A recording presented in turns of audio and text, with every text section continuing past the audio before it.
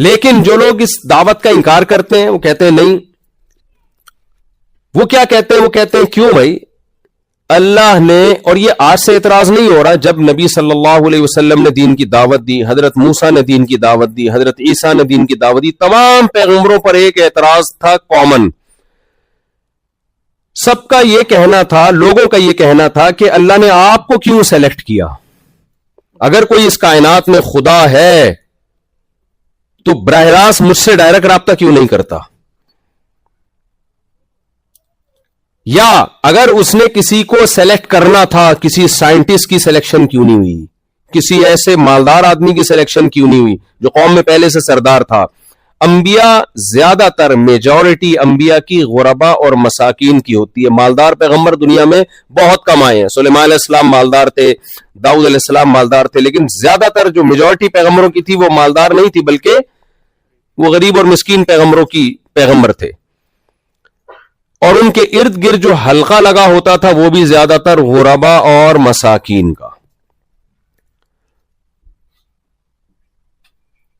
تو زیادہ تر اعتراض کیا ہوئے کہ بھائی اللہ نے ان کو سلیکٹ کیوں کیا؟ فرعون کہتا تھا ام انا خیر من ھذا الذی ھوا مہین، لوگوں میرے پاس حکومت ہے، میرے پاس سلطنت ہے، دنیا کا علم ہے میرے پاس. اور سلیکشن کس کی ہو رہی ہے؟ موسیٰ کی علیہ الصلوۃ والسلام.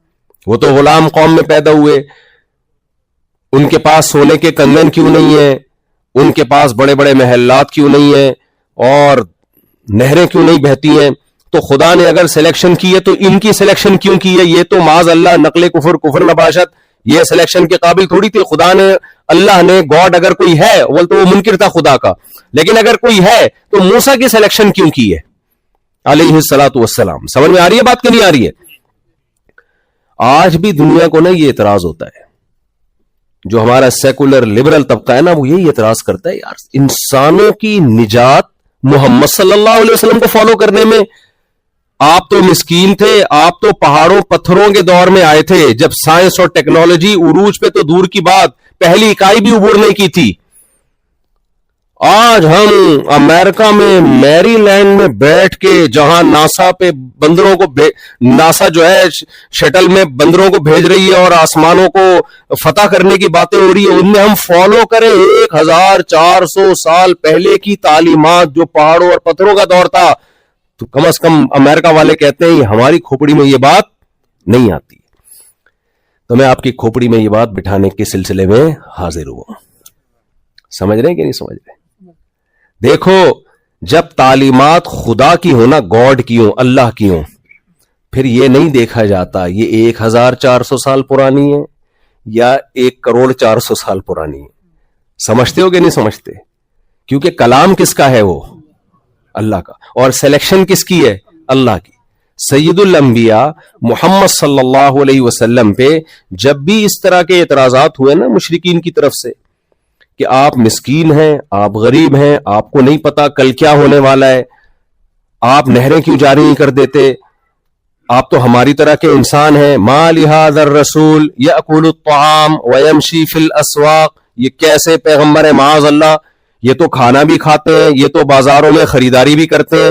اگر یہ پیغمبر ہیں تو یہ بازاروں میں خریداری کیوں کر رہے ہیں بھائی؟ یہ تو ایسے چھو کریں اور ان کے سامنے چیزیں حاضر ہو جائیں.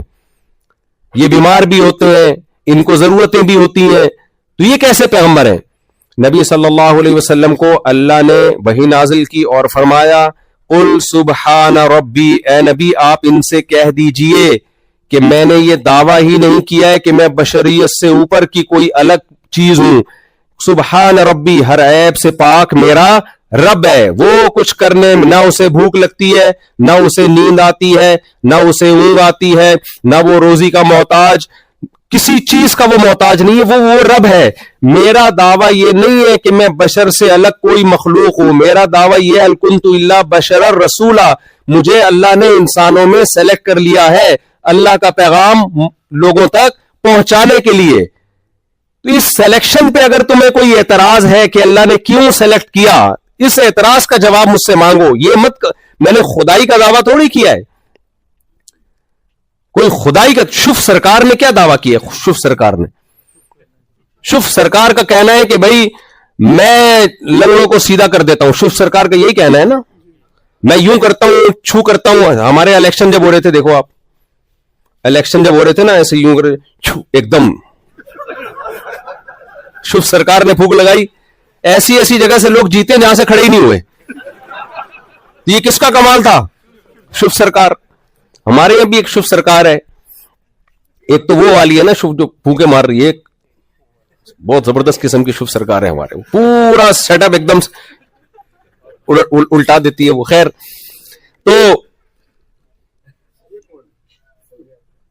اب آپ شوف سرکار سے اگر اقرار الحسن نے کیا تھا نا, شوف سرکار کے پاس 2-3 لگن جو بیچارے پاؤں سے معذور تھے, ان کو لے گیا, ان کو تم ہڈی جوڑ کے دکھاؤ.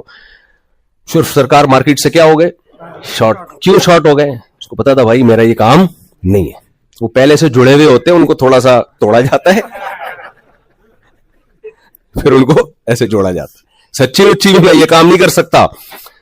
حالانکہ شوف سرکار آرام سے اقرار الحسن کو کہہ دیتی شوف سرکار کہ بھائی میں تو یہ کر ہی نہیں سکتا, میرے بس میں یہ سب کچھ نہیں ہے. لیکن نہ پھر پھونکوں کا فائدہ کیا ہوا؟ یہی فرق ہوتا ہے 1 نمبر اور 2 نمبر میں. ہمارے نبی صلی اللہ علیہ وسلم نے کبھی کوئی ایسا دعویٰ نہیں کیا کہ میں بشریت سے ہٹ کے کوئی الگ مخلوق ہوں, کوئی الگ ہوں. نا نا نا نا نا. لو كنت اعلم الغیب لاستكثرت من الخیر, میرے پاس غیب کا علم ہوتا, ما مسنی السوء, مجھے تو کبھی کوئی تکلیف ہی نہ پہنچتی, میں خیر ہی خیر اکٹھا کرتا, کوئی پریشانی نہ ہوتی. قل انما انا بشر مثلکم, اے نبی ان سے کہہ دیجئے کہ میں تمہاری طرح کا ایک انسان ہوں, مجھ میں اور تم میں فرق کیا ہے؟ یوحا الیہ, وہی کس کی طرف آتی ہے؟ میری طرف آتی ہے. اللہ ایک ایک کو الگ سے فرشتے کو بھیج کر خطاب نہیں کرتا, یہ اللہ کی حکمت اور مصلحت کے خلاف ہے. اللہ یصطفی من الملائکۃ رسلا ومن الناس, سارے فرشتوں کی بھی سلیکشن نہیں ہوتی پیغمبر تک وحی لے جانے کے لیے.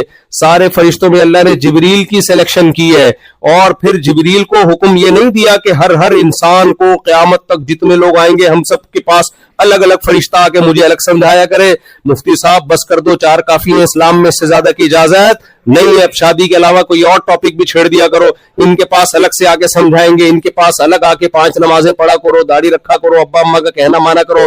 ایسا نہیں ہوتا. یہ اللہ, یہ عقل کے بھی خلاف ہے, ناممکنات میں سے ہے. یہ اللہ کے لیے تو سب